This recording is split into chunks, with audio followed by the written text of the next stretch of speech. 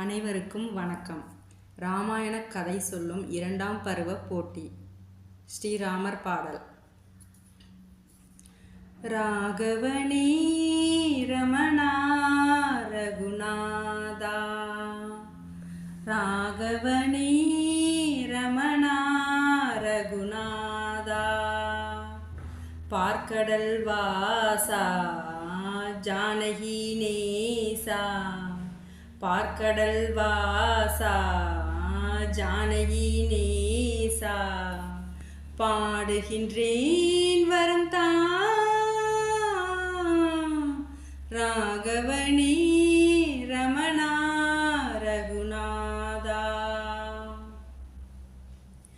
கல்லான பெண் கூட உன்னாலே பெண்ணாகி எழுந்தாலே மண்மேலே, கல்லான பெண் கூட உன்னாலே பெண்ணாகி எழுந்தாலே மண்மேலே.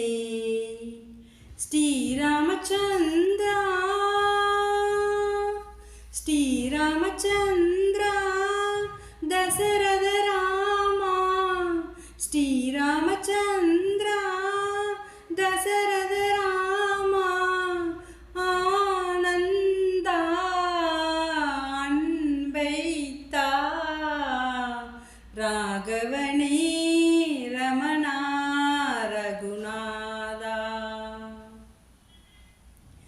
தியாகேசர் உனை நெஞ்சில் பதித்தாரே, சங்கீத மலர் கொண்டு துதித்தாரே, தியாகேசர் உனை நெஞ்சில் பதித்தாரே, சங்கீத மலர் கொண்டு துதித்தாரே. வைதேகிநாதா வைதேகிநாதா வடமலை ராஜா, வைதேகிநாதா வடமலை ராஜா, ஆனந்தா அன்பைத்தா, ராகவனே ரமணா ரகுநாதா, பார்க்கடல் வாசா ஜானகி நேசா, பார்க்கடல் வாசா ஜானகி நேசா, பாடுகின்றேன் வரம் தா ராகவனே ரமணா ரகுநாதா. ஜெய் ஸ்ரீராம்.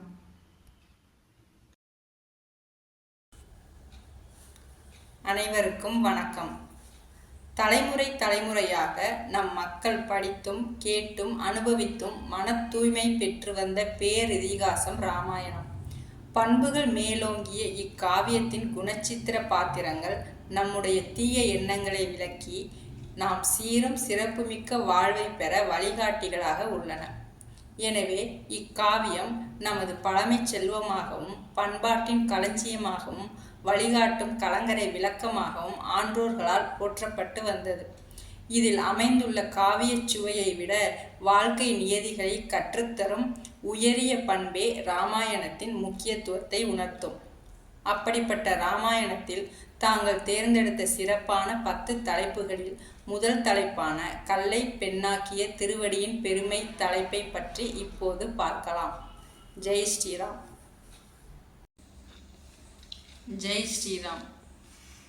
நாம் முதலில் பேசப்போகும் தலைப்பு கல்லை பெண்ணாக்கிய திருவடியின் பெருமை. இறைவனை விட உயர்ந்தது இறைவனின் திருவடி, திருவடியை விட உயர்ந்தது திருவடியை தாங்கும் பாதுகை.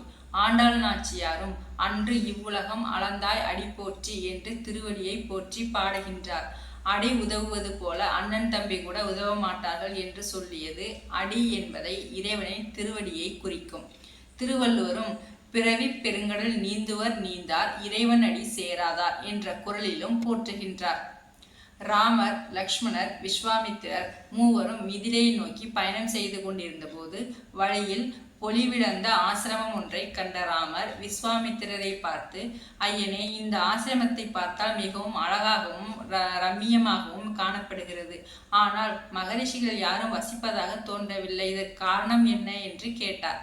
இதை கேட்டு விஸ்வாமித்திரர் அதற்கான காரணத்தை சொல்லத் தொடங்கினார். கௌதமர் என்னும் மகரிஷி இங்கு தவம் செய்து வந்தார். அவர் ஞானத்திலும் ஆச்சாரத்திலும் மேலானவர். அவருடைய மனைவியின் பெயர் அகலிகை. அவள் பேரழகு வாய்ந்தவள். அவள் அழகை கண்ட இந்திரன் அவள் மேல் ஆசை கொண்டான். அதனால் கௌதமர் வீட்டில் இல்லாத சமயம் பார்த்து இந்திரன் கௌதமரின் வடிவத்தை எடுத்துக்கொண்டு அவருடைய தோற்றத்துடன் கௌதமர் பேசுவது போன்ற குரலுடன், அகலிகையே, உன் அழகு என்னை மயக்குகின்றது. நாம் இருவரும் மகிழ்ச்சியாக இருக்கலாம் என்று கூறினான். தன் கணவர் கௌதமர் ஒரு நாளும் தன்னிடம் இவ்வாறு பேசியதில்லை. தன்மேல் நீண்ட நாட்களாக நாட்டம் கொண்டிருக்கும் இந்திரனாக இருக்கலாம். அவன்தான் இப்படி ஒரு வடிவத்துடன் வந்து என்னை ஏமாற்ற பார்க்கிறான் என்பதை உணர்ந்து கொண்டாள் அகலிகை. அழகிய தேவலோக பெண்களுக்கு தலைவனான இந்திரனே தன்னை நாடி வந்ததால் புத்தி மயங்கி அவன் மேல் ஆசை வைத்து அவன் விருப்பத்திற்கு இணங்கினார். தேவலோக பெண்களை ஒதுக்கிவிட்டு இந்திரன் தன்னை நாடி வந்ததுதான் பெற்ற பாக்கியம் என்று கருதினார். பின்னர் இந்திரனை நோக்கி, தேவாதிபதியே, மகரிஷி வந்துவிட்டால் பெரும் பாதகம் ஏற்பட்டுவிடும். உடனே இங்கிருந்து வெளியேறிவிடு என்று கூறினார்.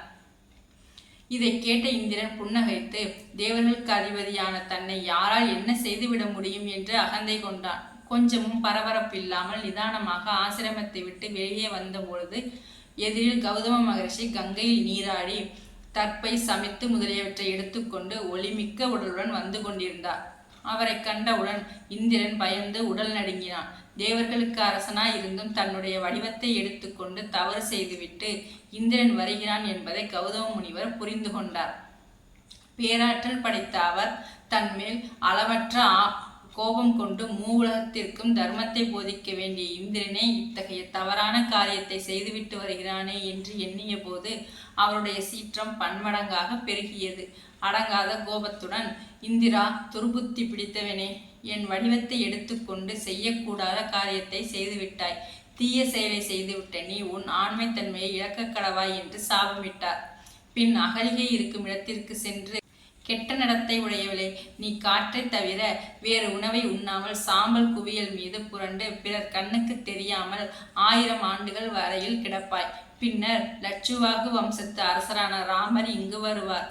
அவரை வரவேற்று பூஜித்தால் உன் சாபம் விலகி பெண்ணாக மாறி பரிசுத்தமாகி என்னை வந்து அடைவாய் என்று சாபம் விட்டு தவம் செய்வதற்காக இமயமலைக்கு சென்று விட்டார்.